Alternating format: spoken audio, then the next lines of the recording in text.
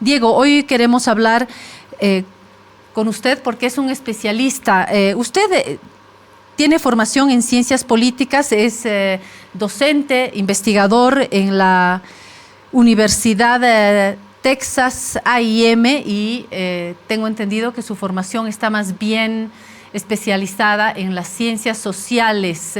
Usted, a su vez, es especialista en litio, ha tenido una formación adicional en estas tecnologías. Bienvenido. Gracias, muchas gracias, Claudia. Un gusto estar con ustedes. Sí, el litio es muy importante, como has dicho. Yo creo que todo el país debe saber, debe aprender más, porque es lo más fundamental para la historia del país, yo creo que de aquí adelante. Mi doctorado en ciencias políticas y maestría en desarrollo económico y de Harvard. Y ahí estudié temas de energía y desarrollo. Entonces, por eso estoy regresando a ese tema, a ese campo de desarrollo económico, y por eso me acerqué al litio hace unos 5 años. Ha pasado entonces de las ciencias políticas al desarrollo económico y a esta especialidad que es el litio. Ya en su experiencia laboral, ¿cuánto conoce? ¿Cuáles han sido los rasgos de su experiencia última en proyectos de litio, Diego? Bueno, he sido consultor con varias empresas de varios países y sigo siendo, no solamente en Bolivia, pero también en Argentina y Chile y en la China. Entonces, conozco bastante bien el sector del litio. Como digo, es algo más o menos, hace unos 5 años empecé esta investigación, este trabajo, comenzando, claro, mi enfoque en Bolivia, pero el problema es que, claro, Bolivia se ha quedado bastante atrás. Entonces, hay que avanzar en otros países porque es un tema importante para todo el mundo, ¿no? Bolivia podría ser una clave para el tipo de problema del cambio climático, etcétera.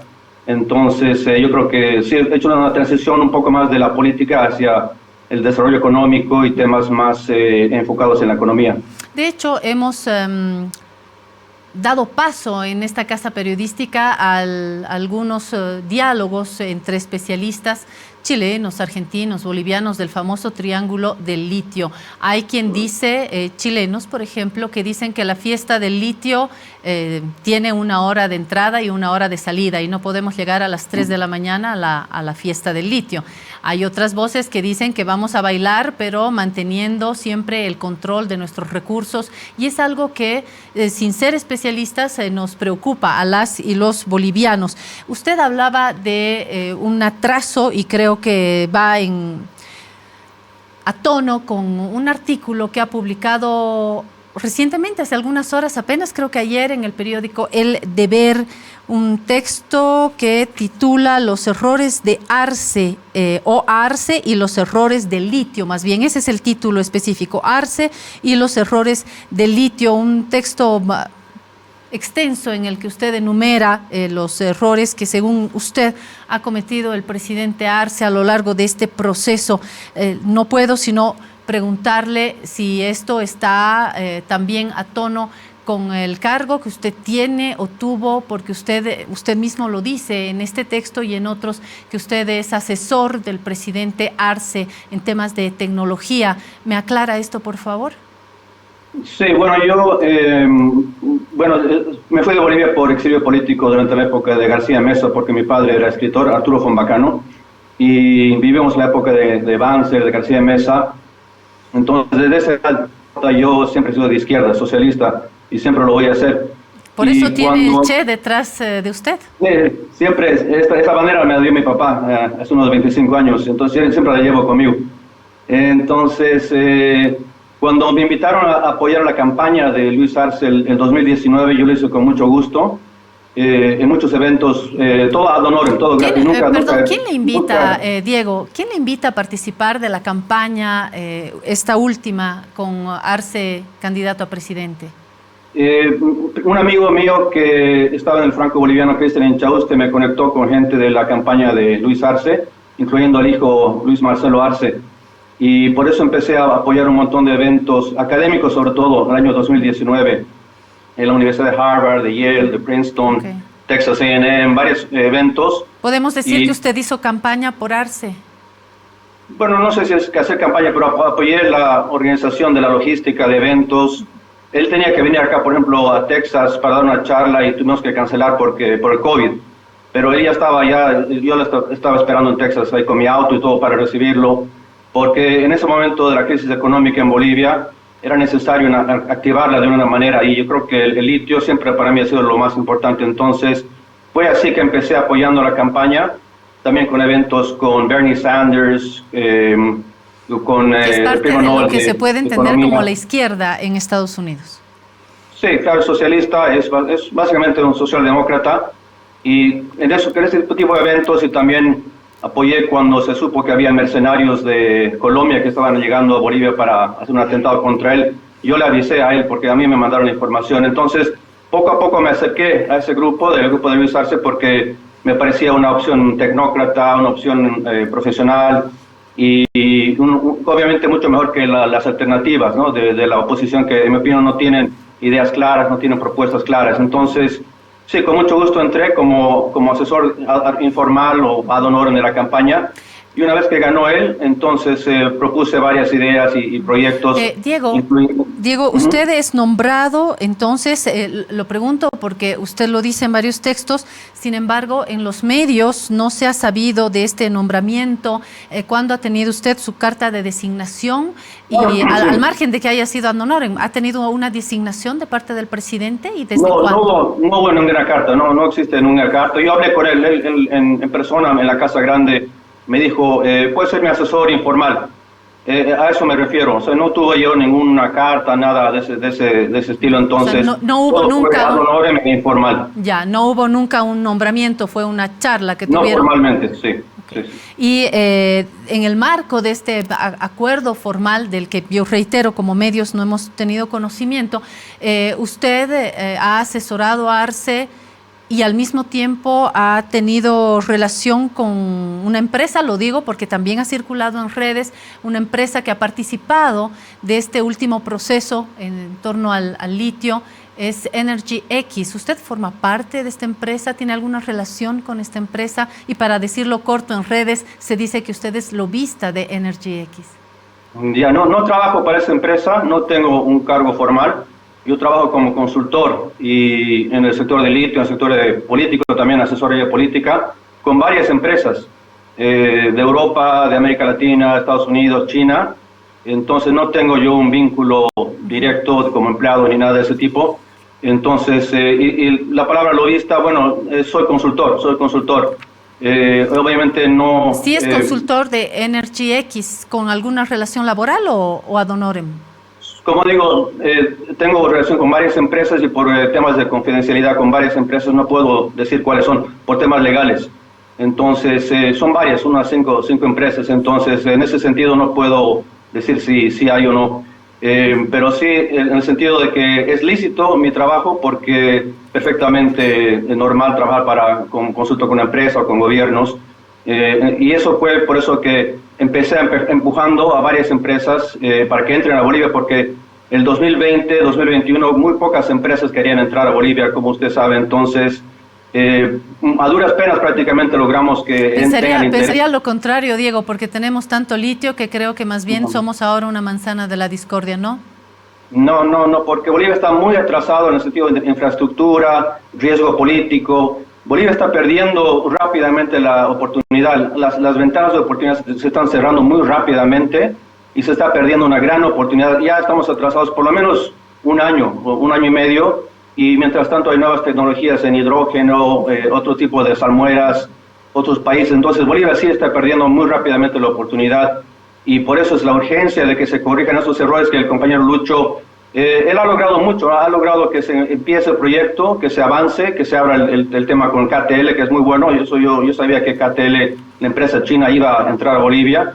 Es un buen inicio, excelente inicio, pero como digo en el artículo, también hay puntos para corregir, importantes para que esto funcione. Pero sí, Bolivia está quedando muy detrás de otros países en comparación, sobre todo Chile y Argentina. Quisiera hablar un poquito en términos más políticos, porque si yo tuviera un asesor, le pediría que lo que quiera asesorarme lo haga en privado y no en público. Y usted ha publicado, no solamente en El Deber, visto entrevistas en otros medios bolivianos, en el New York Times también hay un texto que ha circulado, ha tenido amplia difusión en en medios que han puesto sobre la mesa las críticas que usted le ha hecho al presidente Arce. No puedo sino hacerme esta pregunta política.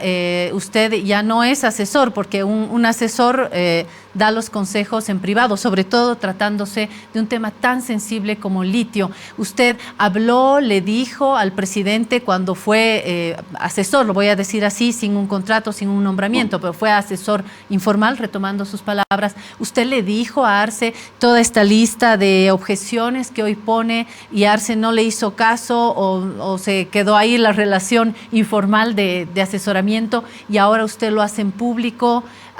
Al mismo tiempo que asesora a otras empresas. Acláreme, tengo los tiempos un poco confundidos.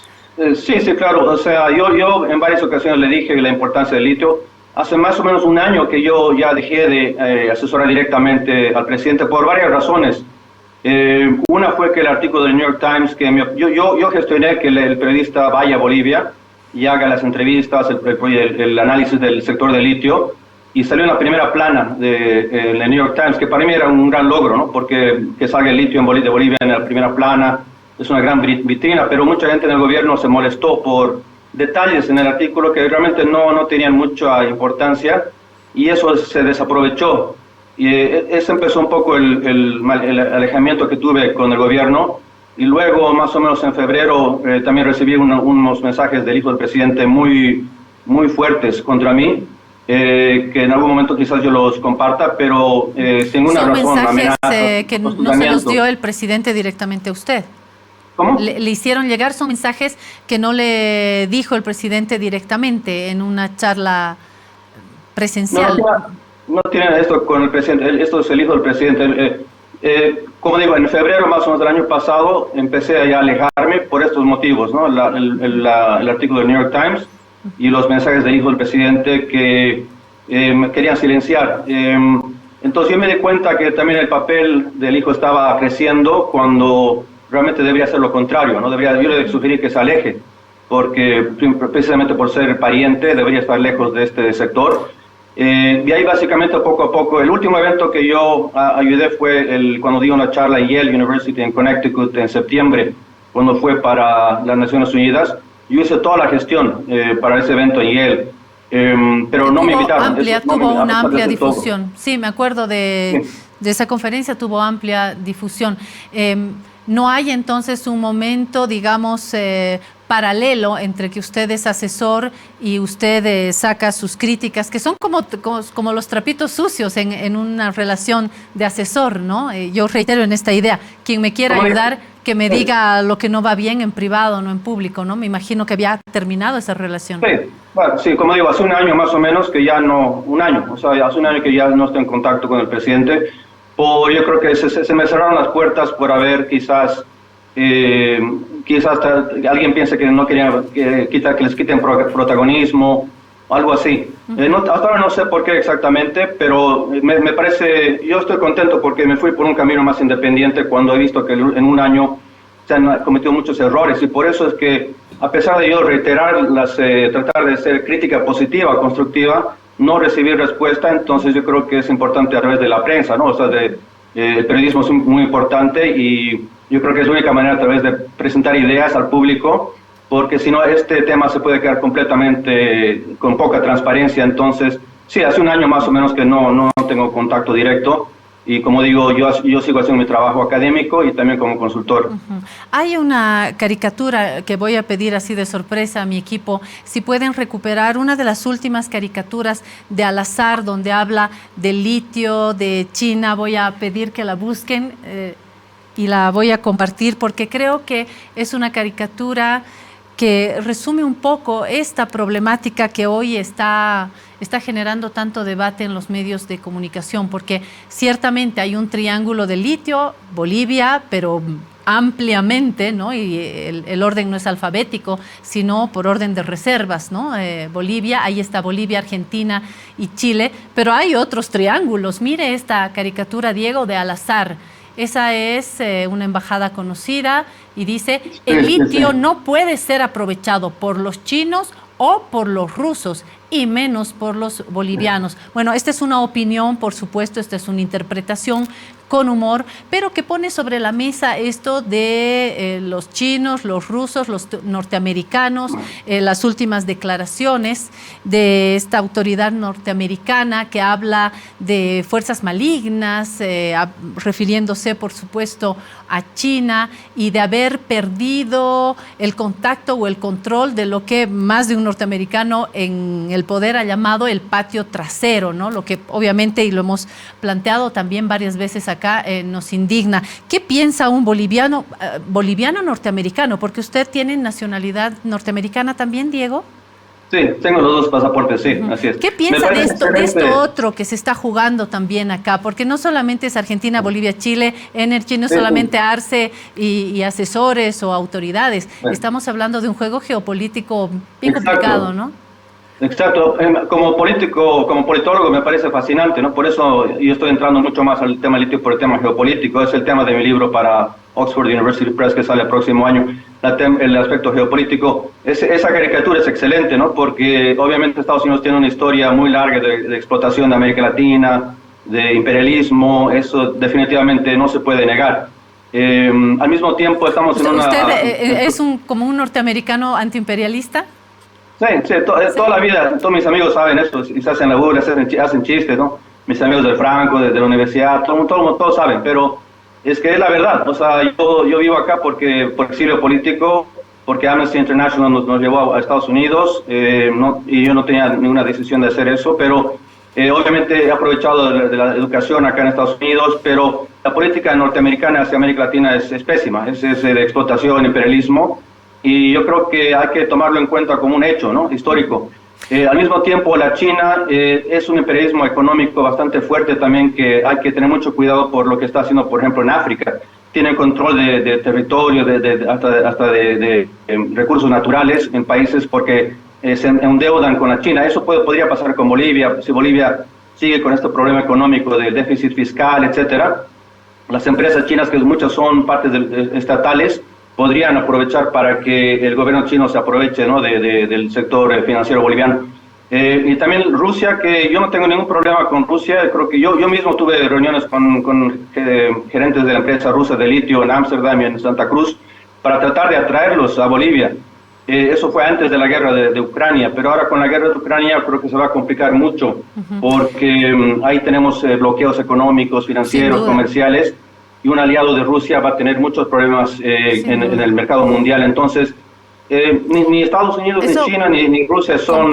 Comparto con usted, Diego. Entre los rusos, los norteamericanos y los chinos, yo me quedo con las y los bolivianos que somos tenemos que cuidar nuestros recursos.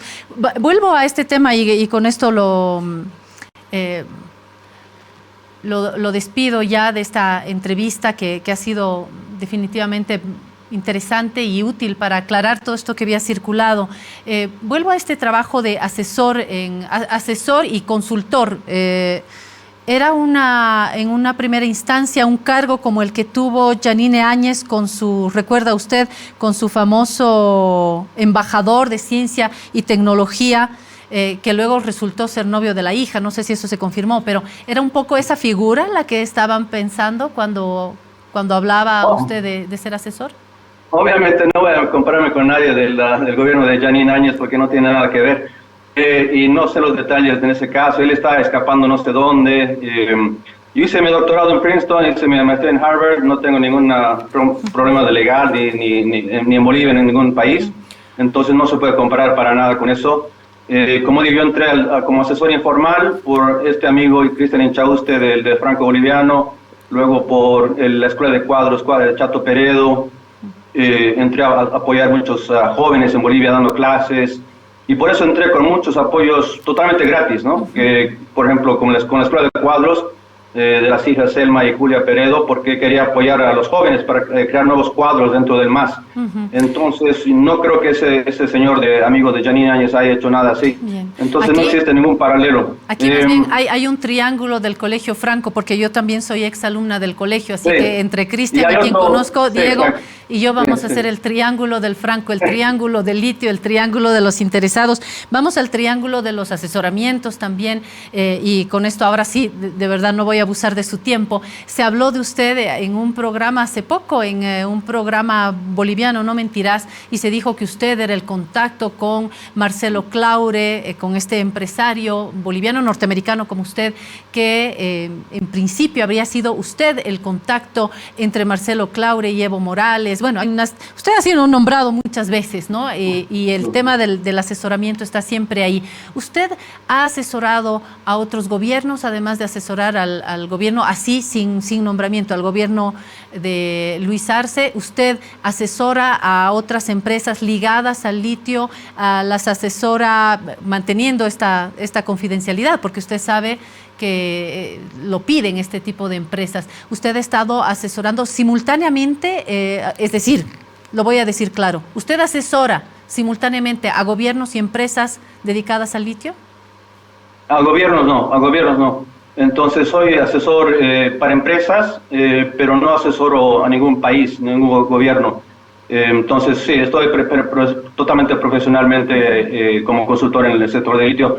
El tema de Marcelo Claure, sí quería tocar este tema porque uno de los errores de Luis Arce ha sido que no existe una empresa boliviana privada de litio. Entonces lo que significa eso es que se está desnacionalizando el litio.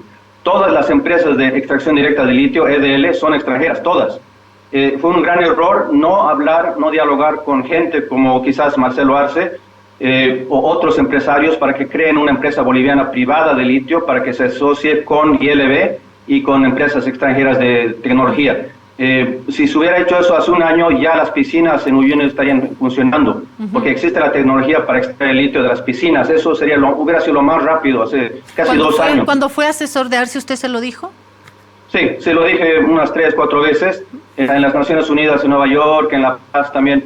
Entonces, en mi opinión, no tenía mucho interés directo. Quizás está muy ocupado con temas políticos, ¿no? Como sabemos en Bolivia, la política es lo prima más. Pero sí, yo he hablado con Marcelo Claure por un lado y por otro lado he hablado un par de veces con Evo Morales, pero yo no hice el contacto. Otro exalumno del Franco, así que en el triángulo no estoy yo, es Marcelo Claure, Cristian y Diego, me salgo del triángulo.